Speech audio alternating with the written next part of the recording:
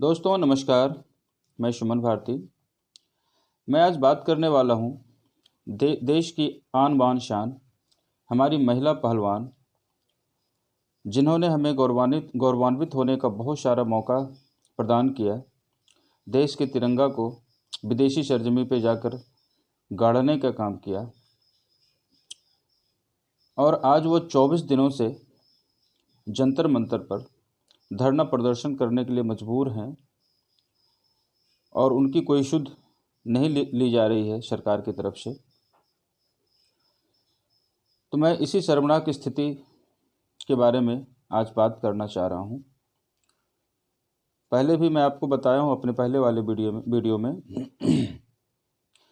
कि इन महिला पहलवान खिलाड़ियों का आरोप है, जो कुश्ती संघ के अध्यक्ष हैं बृजभूषण शरण सिंह, उनके ऊपर इन लोगों ने आरोप लगाए हुए हैं कि उन्होंने इनके साथ दुराचार, यौनाचार, दुर्व्यवहार, ये सारे चीज़ किए हैं ट्रेनिंग के वक्त में। और जब इन लोगों ने अपना मुंह खोला है तो इन्हें समर्थन नहीं मिल पा रहा है, सरकार की तरफ से कोई सपोर्ट नहीं मिल पा रहा है, सरकार के कोई प्रतिनिधि जाकर इनसे बात नहीं कर रहे हैं। हद तो यह है कि जो सरकार अभी है बीजेपी की, उसमें बहुत सारे महिला मंत्री लोग भी हैं। उनकी भी मतलब नैतिकता इतनी नहीं है कि वो जाकर इन लोगों से मिलें और इन लोगों के क्या परेशानी है, किस बारे में बात करना चाहती है, क्या इनकी पीड़ा है, जाकर बात करें, उन्हें अपना समर्थन दें। भले ही वह व्यक्ति कुश्ती संघ का अध्यक्ष, वह एक बीजेपी का सांसद है, पावरफुल है, रसूख वाला है, पर इसका मतलब ये नहीं हो सकता है ना, उनके लिए कानून कुछ अलग बनेगा। जो कानून है बना हुआ, उसी कानून के तहत उसी कानून के अंतर्गत सबके साथ में कार्रवाई की जाती है। फिर इनके मामले में ऐसा क्यों हो रहा है, इतनी देरी क्यों? 3 महीने पहले वह जनवरी में भी बैठ चुकी हैं धरना पे। आश्वासन मिलने के बाद कमेटी गठित की गई थी, उसके बाद उन्होंने अपना धरना ख़त्म किया था। पर उस कमेटी की कोई रिजल्ट सामने नहीं आई, तो फिर जाकर इन लोगों ने आज 24 दिनों से फिर से धरना पे बैठे हैं। हाँ, सोच रहे थे हम लोग कि चलो ठीक है, सरकार, हमारे प्रधानमंत्री, ये सारे लोग कर्नाटक चुनाव में व्यस्त होंगे। कर्नाटक चुनाव खत्म होने के बाद हो सकता है सरकार या प्रधानमंत्री इस चीज़ का सुध लें। प्रधानमंत्री का नाम इसलिए आता है दोस्तों, क्योंकि जब ये मेडल जीत के आई थी तो प्रधानमंत्री इन्हें अपने घर पे डिनर पे बुलाया था। और जो विनेश फोगाट हैं, उनका कहना है कि मैं इन सारे चीज़ों के बारे में सांकेतिक तौर पे प्रधानमंत्री को उस वक्त भी बताया था। प्रधानमंत्री ने उस वक्त कहा था, जो कि हमारे शब्द नहीं है, विनेश फोगाट के शब्द हैं, कि प्रधानमंत्री ने कहा था मुझसे कि ठीक है, इस चीज़ को खेल मंत्रालय देख रहा है, आप चिंता मत करो, हम यहाँ बैठे हैं, आप अपने गेम पे ध्यान दो। तो ये बात जो है प्रधानमंत्री के संज्ञान में दिया जा चुका है, जैसा कि विनेश फोगाट कह रही हैं। और जब इन खिलाड़ियों को लगा कि नहीं, हमारे साथ न्याय नहीं हो रहा है, बताने के बाद में भी ना सरकार की तरफ से अब कुश्ती संघ अध्यक्ष तो खुद हैं जिनके ऊपर आरोप है, तो कुश्ती संघ के तरफ से तो कुछ होना ही नहीं है। तो इस तरह की बात है, बहुत ही शर्मनाक बात है कि जब बेटियां बाहर से आती हैं, मेडल जीत कर आती हैं, तिरंगा लहरा कर आती हैं, तो उस समय हम लोग सब खुश होते हैं, उनकी चर्चा करते हैं और अपने बच्चों को भी बताते हैं, मोटिवेट करते हैं। पर आज वो जब जंतर मंतर पर 24 दिनों से बैठी हैं, उनके समर्थन में जितने लोगों को आने चाहिए थे, नहीं आए हैं। खैर, आम पब्लिक तो बहुत लोग समर्थन में आ चुके हैं, पर जो खिलाड़ियों से, क्योंकि उनका एक वर्ग जो कैटेगरी था प्लेयर्स का है, प्लेयर्स को सामने आना चाहिए था। महिला पुरुष की टीमें हर गेम में हैं, पर उस तरह से उन लोगों का साथ नहीं मिल पा रहा है, कोई बात नहीं है, पर यह धरना प्रदर्शन जो है एक आंदोलन का रूप अख्तियार करते जा रहा है। पश्चिमी यूपी और हरियाणा के जो खाप पंचायत हैं, किसान के जो संगठन हैं, उनकी पंचायतें हो रही है, उन लोग अपना समर्थन जता चुके हैं और धरना प्रदर्शन में शामिल भी हो रहे हैं। कल मैं देख रहा था कि चंद्रशेखर भी वहाँ पे गए हुए थे। तो बहुत सारे नेताओं का वहाँ पे जाना आना है, बहुत सारे लोगों का समर्थन मिल रहा है इन खिलाड़ियों को, पर सरकार की तरफ से कोई नहीं आ रहा है। और ये जो जंतर मंतर है, उसके कुछ ही दूरी पे 400-500 मीटर की दूरी पे प्रधानमंत्री का आवास है। जितने भी महकमे हैं कैबिनेट की दिल्ली में, वही जंतर मंतर के आसपास ही है। फिर भी इतनी दूरी तक बात नहीं पहुंच पा रही है क्या सरकार को? इस समझ से परे है। इस मैटर को इतना खींचना नहीं चाहिए था, तत्काल इस पर कार्रवाई होनी चाहिए थी। और जो मैं बोल रहा था कि कोई भी नियम है, कानून बना हुआ है संविधान में, अगर वो वर्णित है तो हर एक लोगों के लिए है। फिर इनके लिए वो नियम काम क्यों नहीं कर रहा है? जैसे पॉक्सो एक्ट के तहत भी इनके ऊपर एफआईआर दर्ज हुई है। फिर पॉक्सो एक्ट में तो यह है कि 24 घंटे के अंदर में गिरफ्तारी होनी चाहिए थी। जांच पड़ताल इन्वेस्टिगेशन वो बाद में होना है, फर्स्ट अरेस्टिंग। पर वह व्यक्ति तो आए दिन किसी न किसी चैनल पे जाकर इंटरव्यू दे रहा है, यानी वो संविधान को चिढ़ा रहा है, रूल ऑफ लॉ को चिढ़ा रहा है, और सरकार कुछ नहीं कर पा रही है, तमाशा देख रही है। ये बहुत गुस्से वाली बात है। ये बहुत व्यथित मन से मैं बता रहा हूँ आपको। और दोस्तों, मैं और इस धरना प्रदर्शन के बारे में बताऊँ, उससे पहले मैं ये बता दूँ, जो ये पॉक्सो का एक्ट जो इनके ऊपर लगा, पहले तो दिल्ली पुलिस एफआईआर ही दर्ज नहीं कर रही थी। करीब इनको 12-14 दिन तो ऐसे ही बैठने पड़ गए थे, एफआईआर दर्ज नहीं हो रही थी। फिर सुप्रीम कोर्ट की फटकार लगने के बाद इन महिला खिलाड़ी सुप्रीम कोर्ट का रुख किए थे। उसके बाद सुप्रीम कोर्ट की फटकार लगी, तब जाकर कनॉट प्लेस थाना है दिल्ली में, जंतर मंतर के सामने में वो थाना पड़ता है, कनॉट प्लेस। वहाँ पे फिर इनकी एफआईआर दर्ज हुई, 2 एफआईआर दर्ज हुई, जिसमें कि एक पॉक्सो का है। और पॉक्सो एक्ट के तहत जो नियम है उसके अंतर्गत, वो मैं आपको बताया कि 24 घंटे के अंदर अरेस्टिंग का प्रोविज़न है उसके अंदर, और इन्वेस्टिगेशन बाद में। पर यह व्यक्ति तो वहीं पे है, जंतर मंतर के सामने इनका आवास है। 300 से 400 मीटर की दूरी पे इनका आवास है, और वही 400-500 के रेडियस में हमारे प्रधानमंत्री जी का भी आवास है। तो कर्नाटक का चुनाव तो खत्म हो चुका है। और दूसरी बात है कि ऐसे मुद्दों को चुनाव के नाम पे क्यों क्या टाला जा सकता है क्या? इतने संगीन मुद्दे हैं जिससे कि देश की छवि खराब होती है।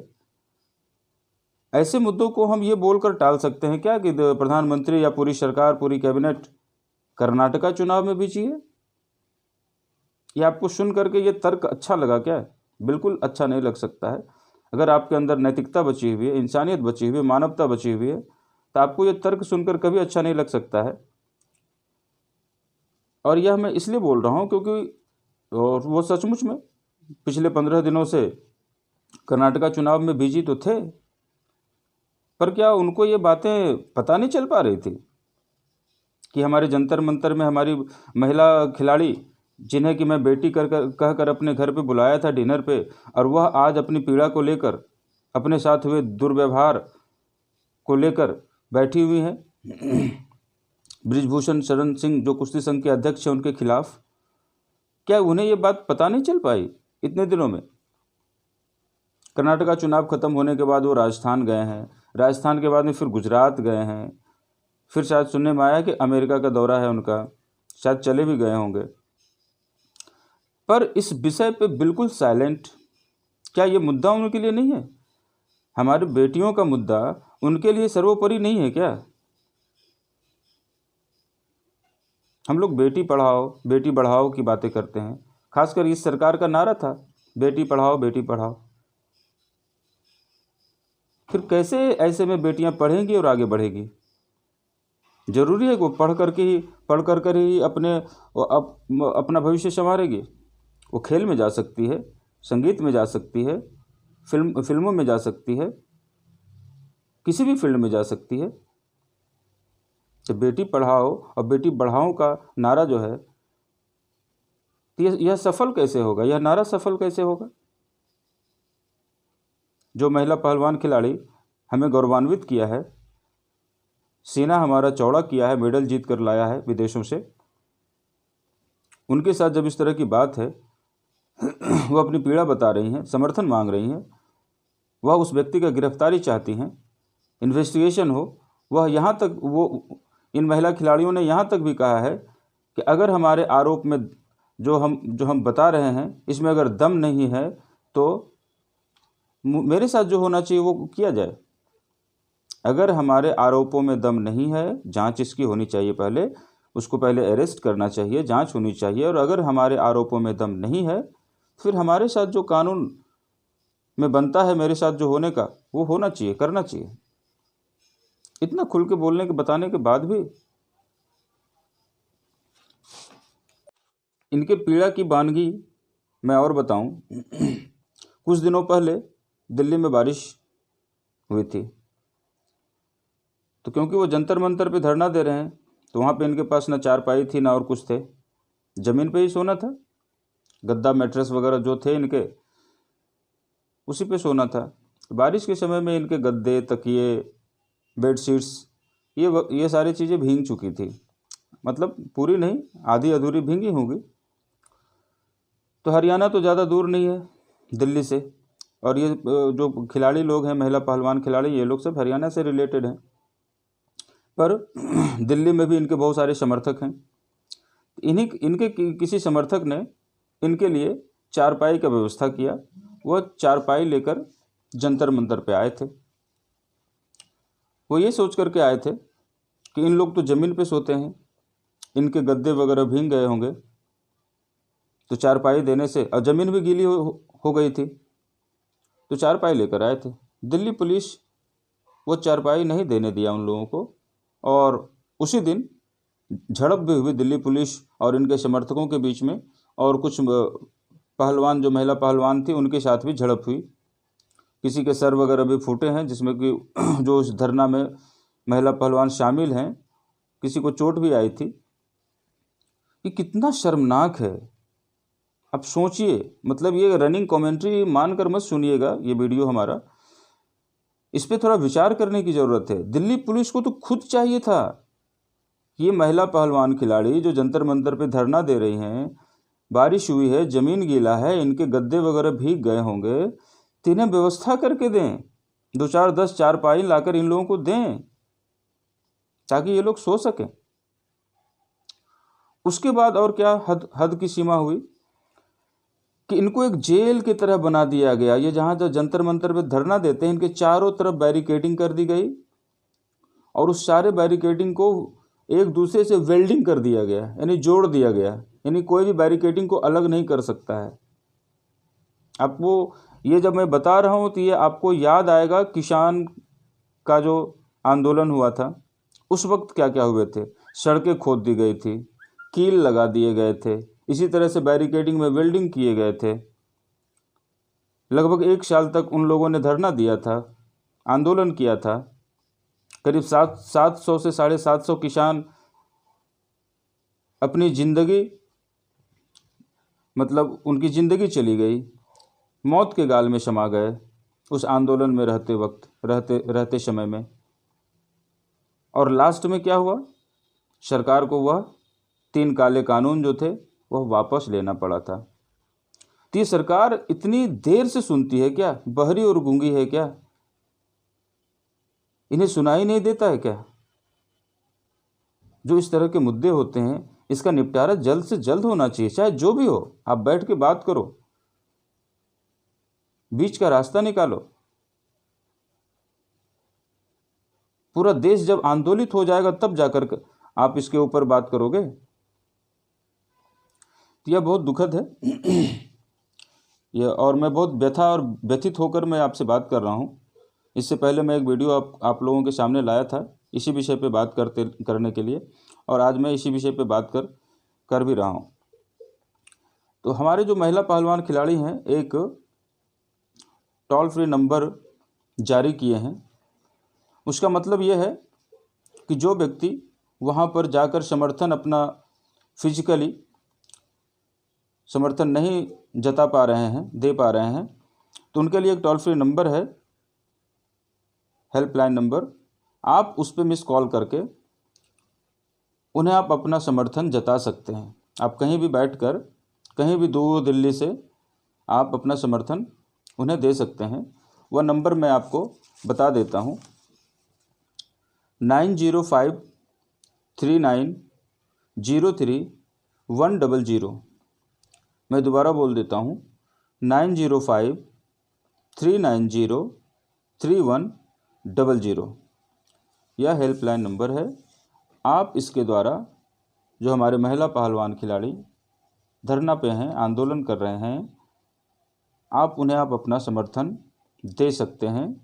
अगर आप दिल्ली पहुंचकर उन्हें समर्थन नहीं दे पा रहे हैं तो आप इस नंबर पे मिस कॉल करके उन्हें आप अपना समर्थन दे सकते हैं। और मुझे पूरा विश्वास है कि जितने व्यूअर्स हमारे इस वीडियो को, हमारी बातों को सुनेंगे तो वो ज़रूर पक्का इस नंबर पे उन्हें अपना समर्थन जताएंगे। क्योंकि मुझे लगता है कि मैं जिस तरह से व्यथित हूँ, सारे हिंदुस्तानी जो इस मैटर को समझ रहे हैं और जान रहे हैं, सबको गुस्सा होगा और सबके मन में ये सवाल होगा कि आखिर ऐसा क्यों, इतना दिन क्यों लग रहा है एक व्यक्ति को गिरफ्तार करने में, जब उसके ऊपर आरोप इस तरह का है, पॉक्सो एक्ट के तहत FIR दर्ज है, उसके बाद भी वह व्यक्ति खुली हवा में सांस ले रहा है, टीवी चैनल्स पे बैठ के इंटरव्यू दे रहा है।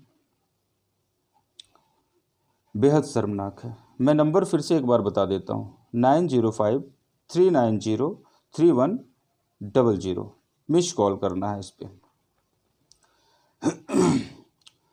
दोस्तों मैं क्या बताऊँ, मैं बहुत व्यथित हूँ।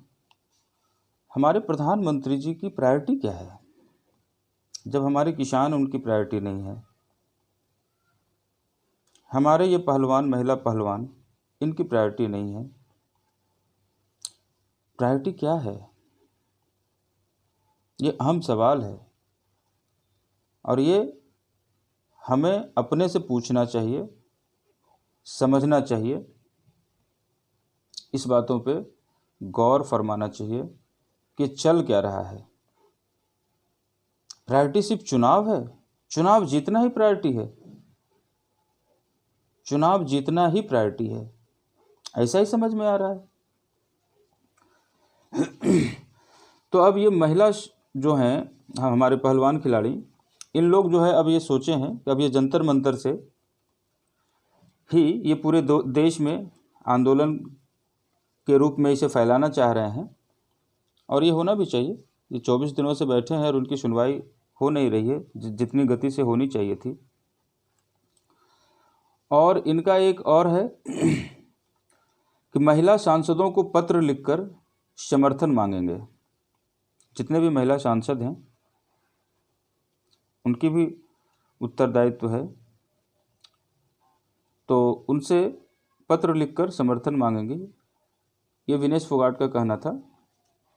और साक्षी मलिक का एक बयान है, आंदोलन अब जंतर मंतर तक सीमित नहीं रहेगा क्योंकि दिल्ली पुलिस इसे जेल बनाती है। इसका मतलब है कि आंदोलन को और भी फैलना है, पूरे देश में फैलाना है, ये उनका कहने का मतलब है। 16 मई को जिला मुख्यालयों में जाकर ज्ञापन सौंपना है। तो ये तो खुद से जाएंगे नहीं, जो इनके समर्थक हैं, आम आदमी हैं, जो इस दुख में उनके साथ खड़े हैं, जो इन बातों को समझ रहे हैं कि इन्हें समर्थन देना चाहिए, समर्थन करना ज़रूरी है, तो वैसे लोग जिला मुख्यालयों में जाकर ज्ञापन सौंपेंगे। तो ये कुछ रूपरेखा तैयार की जा रही है। इस तरह से इस धरना प्रदर्शन को आंदोलन का रूप देने में इस तरह के कुछ स्टेप लिए जा रहे हैं और भी बहुत सारी बातें हैं। तो दोस्तों, ये हम लोगों को समझना है, ये हमारी महिला थी, हमारी बेटियां थी, हमारी बहनें थी, इन्होंने हमें गौरवान्वित किया। कोई भी खिलाड़ी वह दुनिया में जाकर मेडल जीत कर लाता है। आप सोच सकते हैं कि कितनी कड़ी मेहनत, कड़ा तपस्या करना पड़ता होगा। आप ये सोच के देखेंगे, आप पाएंगे कि सचमुच में इन्होंने मेडल पाने के लिए कितनी मेहनत की होगी और वह मेडल ला करके दी हैं। तभी प्रधानमंत्री जी अपने घर पे डिनर पे बुलाए थे। तो जब ऐसे लोगों को न्याय नहीं मिले और उस न्याय के लिए इन्हें बीच रोड पर जंतर मंतर जैसी जगह पर धरना देना पड़े, प्रदर्शन करना पड़े, फिर ये शर्म की बात है दोस्तों, इस शर्म की बात है। बाकी आप खुद समझदार हैं, बात को समझें। मैं किसी की बुराई करने के लिए ये वीडियो नहीं शूट कर रहा हूँ, लेकिन जो दिख रहा है, जो मैं समझ पा रहा हूँ, मैं वही बता रहा हूँ। जो मुझे समझ में आ रहा है कि हमारे देश के प्रधानमंत्री को इस मैटर को हैंडल अच्छे से करना चाहिए था, प्रायोरिटी में लेना चाहिए था। भले वो चुनाव में व्यस्त थे, कोई दिक्कत नहीं था, उनका एक मैसेज ही काफ़ी होता है। या हमारे होम मिनिस्टर, जो दिल्ली पुलिस होम मिनिस्टर के अंदर में आती है, एक मैसेज काफ़ी था कि नहीं, हमारे बेटियों को न्याय मिलना चाहिए। इसमें कुछ भी हो, अगर बृजभूषण शरण सिंह को गिरफ्तार करना पड़े तो गिरफ्तार करो, लेकिन इन बेटियों को न्याय मिलना चाहिए। या फिर अगर ये गलत पाए जाते हैं तो फिर इन्हें भी सजा दो, इन्हें भी टांग दो, इन खिलाड़ियों को। लेकिन इसकी जांच तो हो, इन्वेस्टिगेशन तो हो, पर वही तो नहीं हो पा रही है। फिलहाल आज के लिए इतना ही दोस्तों। मैं इन सारे घटनाक्रमों पर नज़र रख रहा हूँ और आगे के जो भी अपडेट्स रहेंगे, मैं फिर इसके लिए 1-2 दिन के बाद वीडियो बनाकर मैं आपसे अपनी बात आपसे शेयर करूँगा। तब तक के लिए धन्यवाद दोस्तों।